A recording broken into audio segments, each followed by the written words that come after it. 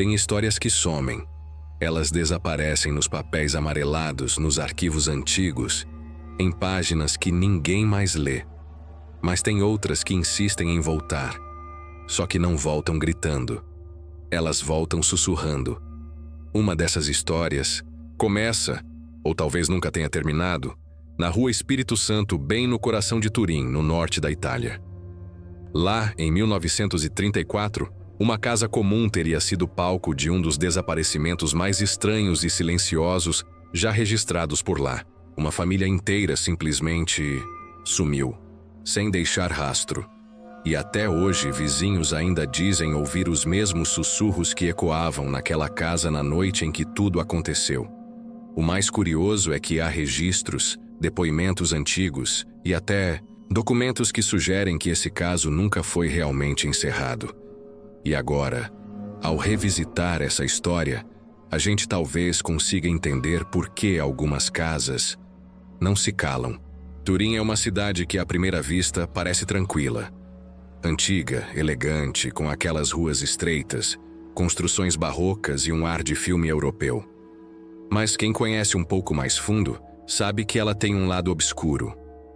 Pesquisadores e historiadores especializados em esoterismo apontam Turim como um dos vértices do chamado Triângulo da Magia Negra, ao lado de Lyon, na França, e Praga, na República Tcheca. É como se algo muito antigo, e que a gente não entende completamente, circulasse ali. Existem arquivos e relatos de práticas ocultistas, encontros secretos e até símbolos esculpidos em pedras espalhadas pelo centro antigo da cidade. Tudo isso alimenta o mistério.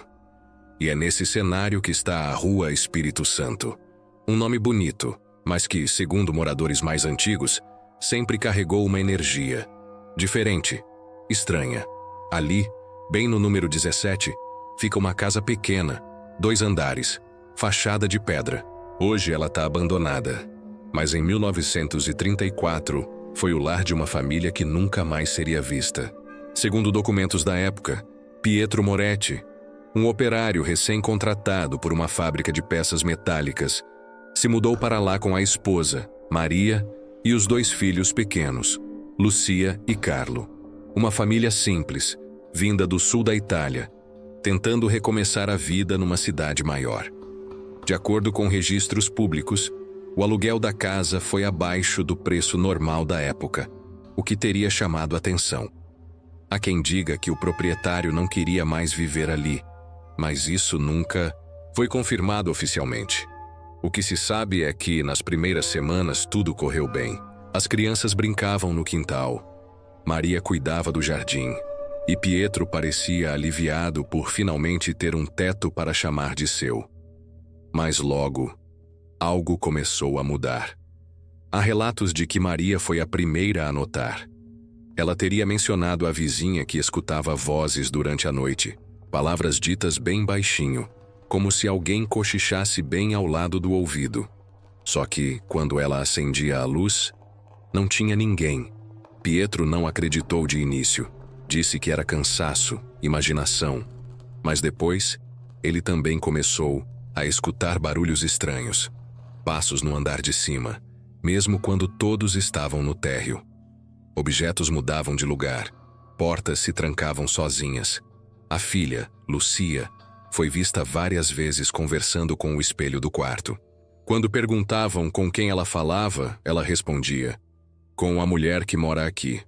Já Carlo, o mais novo, passou a acordar chorando, sempre no mesmo horário, pouco depois das 3 da manhã.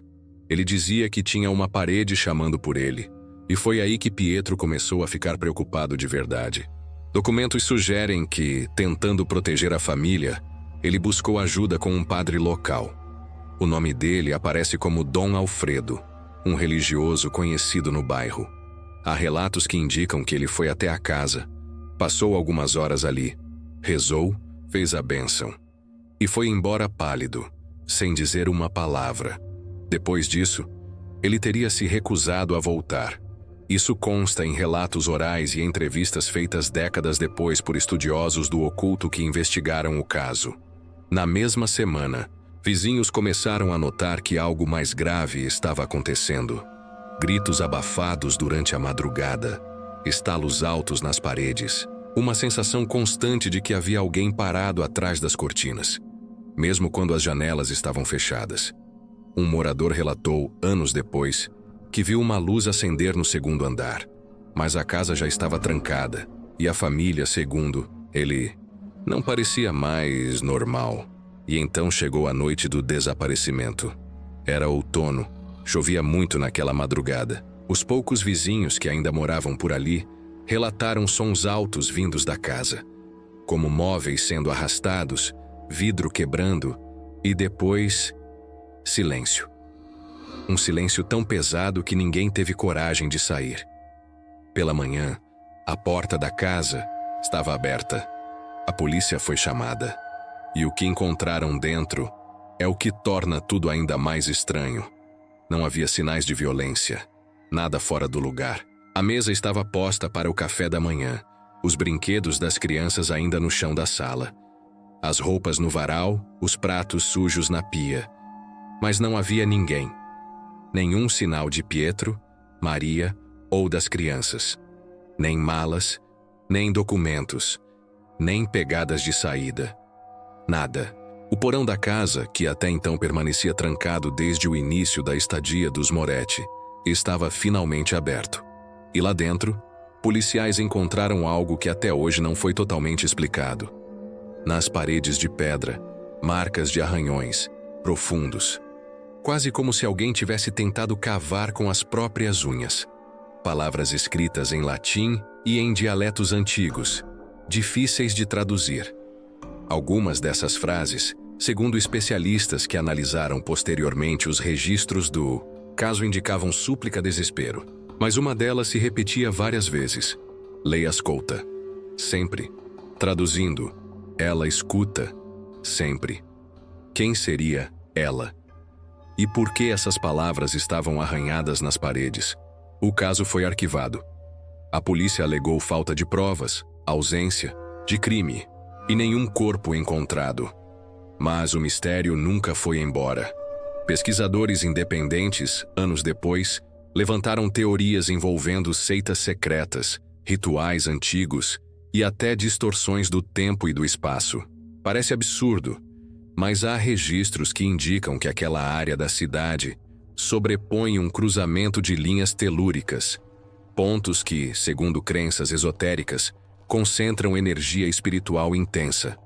Para quem acredita nesse tipo de coisa, a casa poderia estar situada sobre uma espécie de fenda, um portal, uma passagem. Hoje, quase 100 anos depois, a casa do número 17 permanece de pé, mas abandonada. Está lacrada. Tentaram vendê-la em 1961, mas o comprador desapareceu antes de assinar o contrato. Algo que consta em um boletim de ocorrência arquivado. Na década de 90, 2 jovens que tentaram invadir o local foram encontrados em estado de choque na calçada. Cortes nas mãos, olhos arregalados e nenhuma lembrança do que tinham visto lá dentro.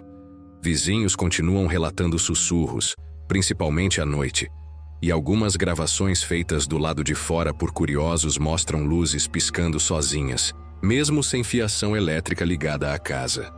O que faz esse caso persistir tanto tempo depois é justamente o silêncio. Não há uma explicação oficial, nenhuma conclusão real. Apenas relatos, registros, testemunhos, fragmentos. Mas todos apontam para a mesma sensação. Aquela casa não é apenas uma construção antiga. Ela é algo que observa, que escuta, que permanece viva, mesmo sem ninguém dentro. E agora talvez você esteja se perguntando: tudo isso aconteceu mesmo? Eu não tenho como afirmar com certeza, mas os documentos sugerem que sim. Os relatos apontam para algo real. E a dúvida, essa com certeza é verdadeira. Porque histórias assim continuam assombrando, justamente por aquilo que a gente não consegue provar, nem esquecer. Se você escutou alguma coisa estranha enquanto assistia, talvez ela tenha escutado você também.